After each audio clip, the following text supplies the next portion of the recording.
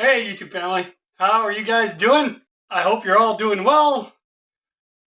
Welcome to part 2 of how to make my $977 EVH worth $977.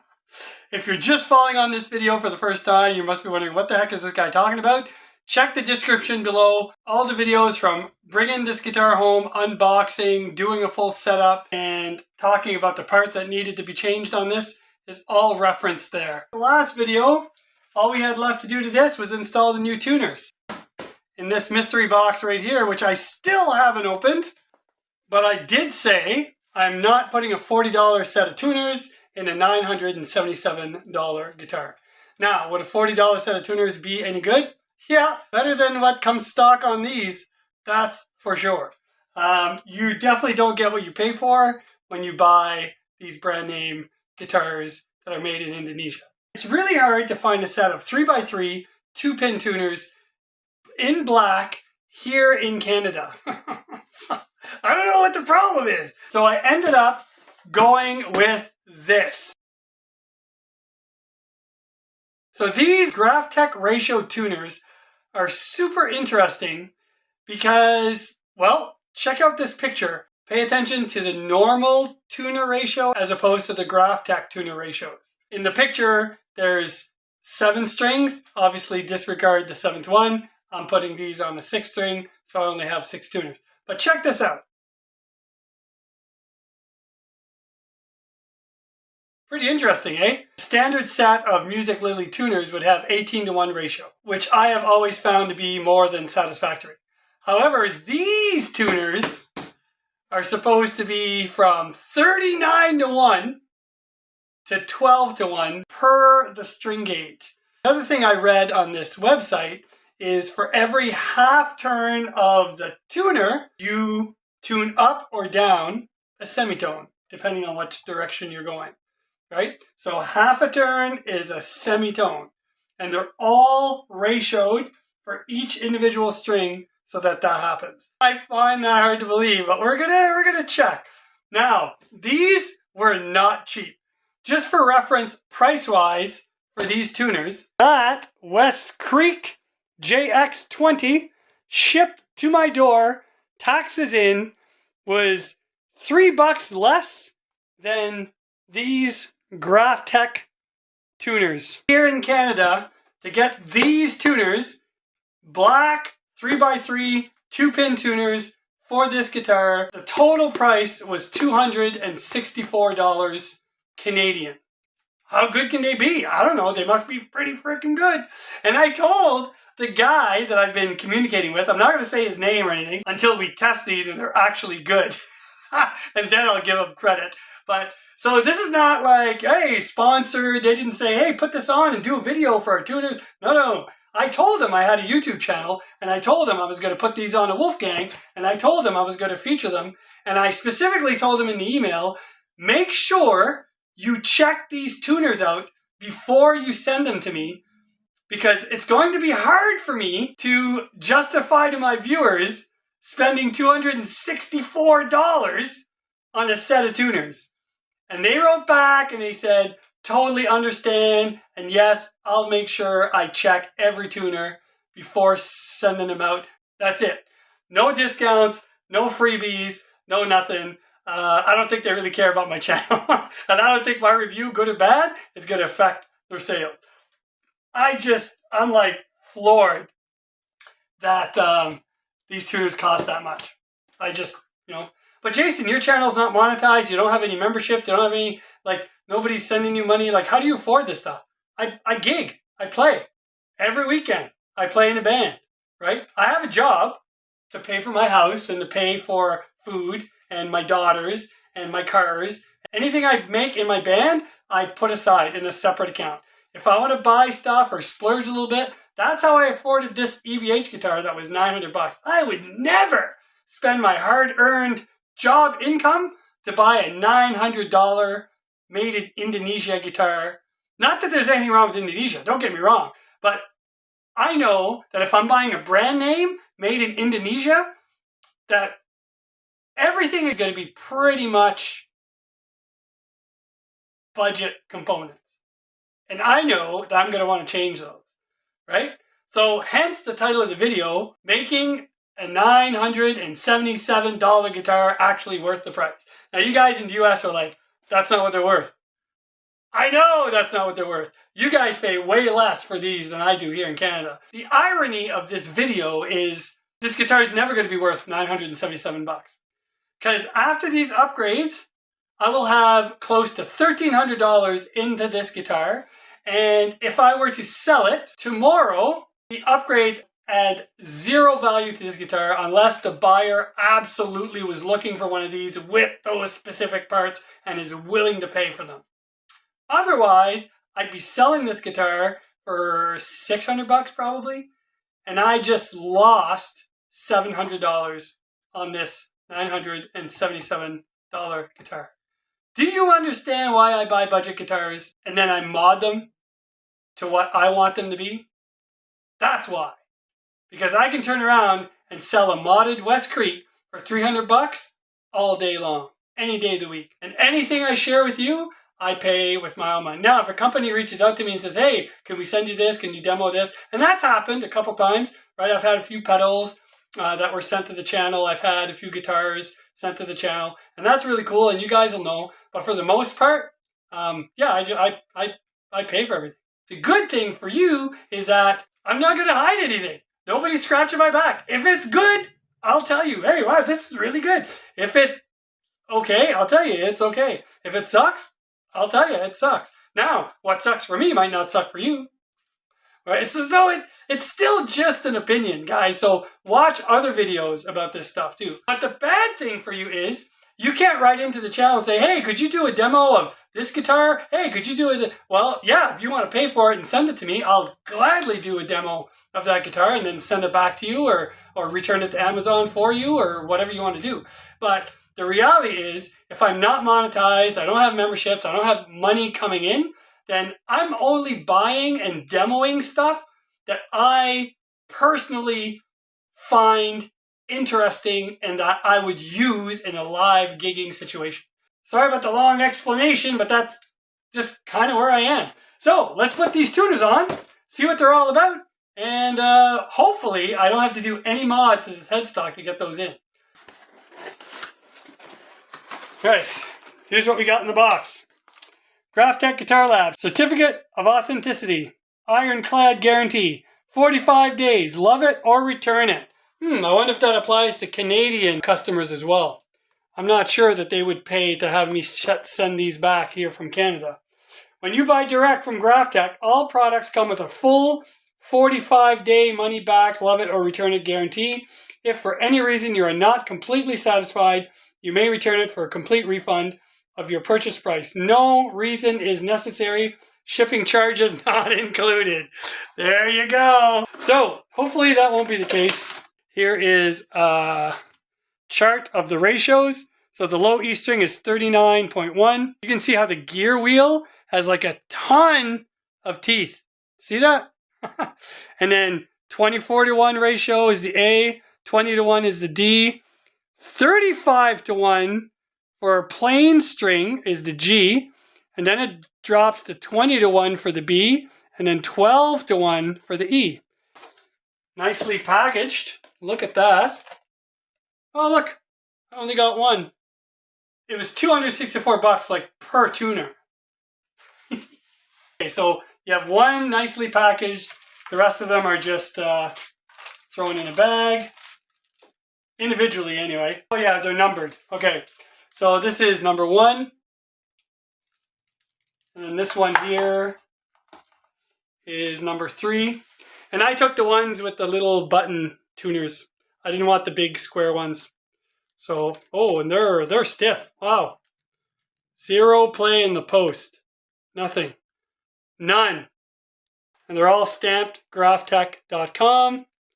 And see, they say ratio number 3. And then I have all these plates. This allows you to mount these tuners on all kinds of different models, but I don't need the plates. You even have the mounting screws included, for the backside for the tuners that have that little set screw, which again, I won't need. So in this picture, it says it right there. So Number 1 is the small e, number 2 is the B, number 3 is the G, number 4 is, right? So it just goes that way. Let's see if these fit.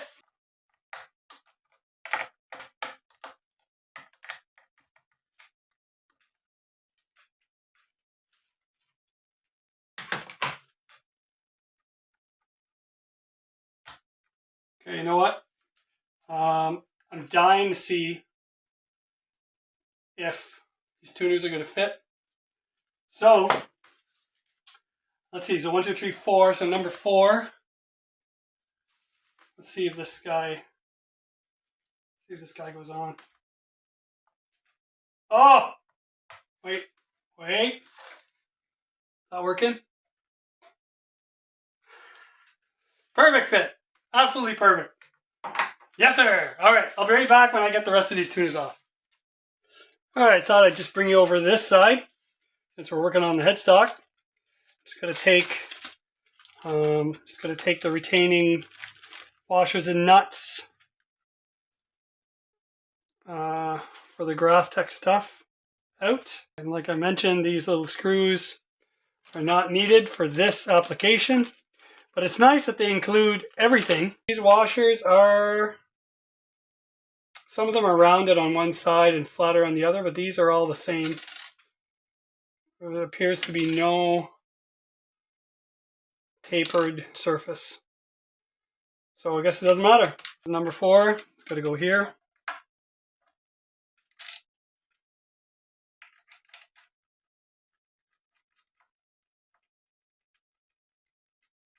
Here we have number 1.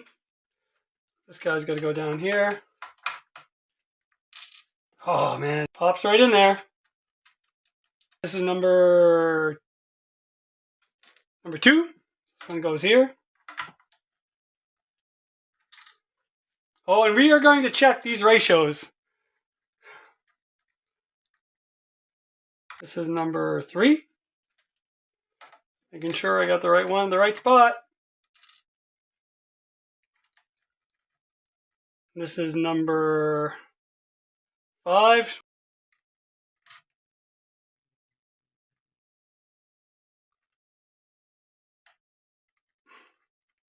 And number 6. I'm just going to snug these up and I'll show you the back side.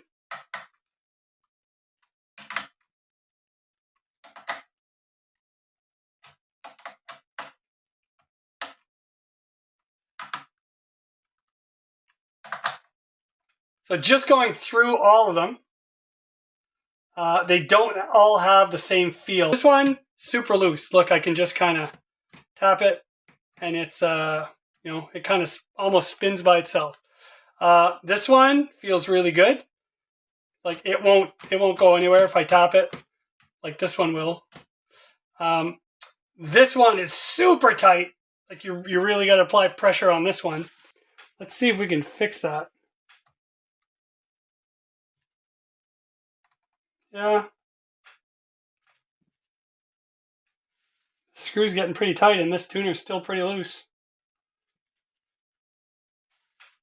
Okay, these two feel the same.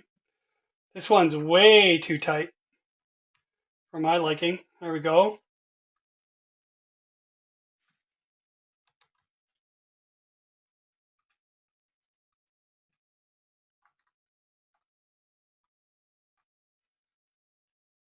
Go. Loosen that one as well.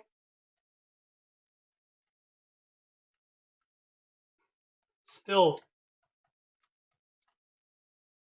Sometimes you got to loosen it off, work it a little bit, and then snug up that button again to where you want it.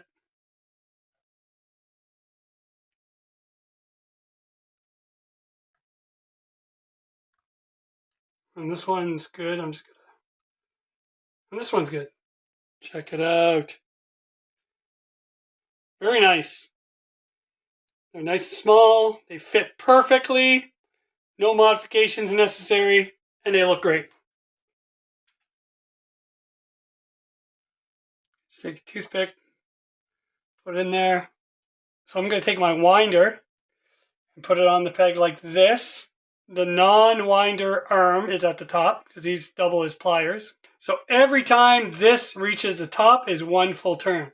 Now you watch this toothpick, and when that toothpick is pointing at the winder again, that'll be one full turn of the peg. So here we go. 1, 2, 3, 4, 5, 6, 7, 8, 9, 11, 12, 13, 14, 15, 16, 19, 20, 21, 22, 23, 24, 26, 27, 28, 29, 30, 31, 32, 33, 34, 35, 36, 37, 38, 39. Look at that! Bang on! 39 to 1 ratio. Now this one's supposed to be 24 to 1. So, ready? 1, 2, 3, 4, 5, 6, 7, 9, 10, 11, 12, 13, 14, 15, 16, 17, 20, 21, 22, 23, 24. Yes, sir. Bang on. Let's just check this little one because that's only 12 to 1. So let's see if that one is any good. Here we go. 1, 2, 3, 4, 5, 6, 8, 9, 10, 11, 12. Look at that. They are perfectly spec'd, as is their description. Time to restring this thing and see if a half turn is actually a semitone. All right, we're all strung up. These tuners really changed the look of the guitar. Like, not just the headstock, but man, look at this thing. Just kidding. This is my Wolfcaster. It has hip shot tuners on it, okay? Also not a cheap set of tuners. In my band, we tune to E flat, all right? So I tuned the EVH and the Wolfcaster to D. All right? Just look at the orientation of the tuner, and obviously we're tuning up. So look at that tuner this way. So we're just gonna half a turn would be like this. This one, half a turn would be like this. Am I going past? Little under, little over? Anyway, I don't know. But it should be close, right? This one is perfectly aligned with the headstock, so we'll just do the same thing with this. That one's easy to tell. This one's almost perpendicular, not quite. Go here. A little more. This one's pretty much the same, just the other way. And this one, half turn like that. How close are we? E flat tuning.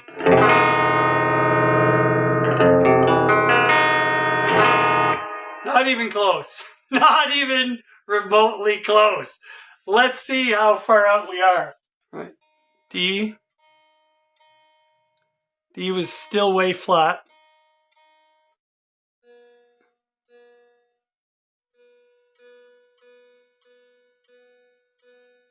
This one was sharp.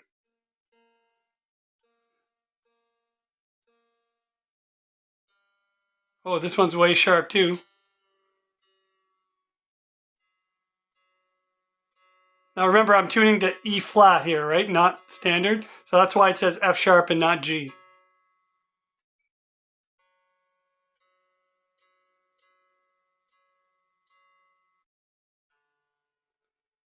This one's sharp as well.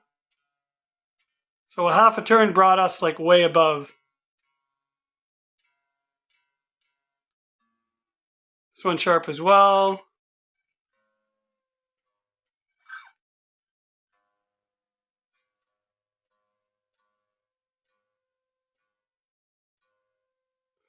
And in case you're wondering, these hip shot tuners are 18 to 1. And that one's way sharp as well. All right.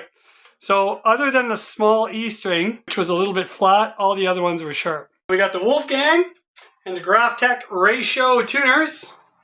And there they are. They're beautiful. Really nice. There it is. So here we go. There's half. There's half-ish. There's half-ish. Now again, I might be going a little over or a little under, you know, position-wise, right, from what they were before. But again, it should be somewhat close. Like on the other guitar, on my Wolfcaster, it didn't even sound like the chord. So here I have to turn this way. So here I have to go the other way. So this way would be about half. This way would be about half. And this way would be about half. I think I may have screwed up on the E string. I'm not sure.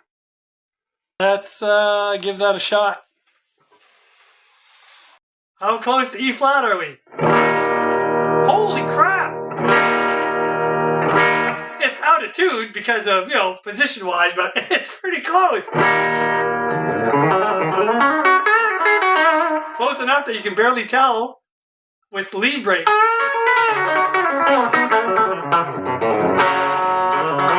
So it's out there.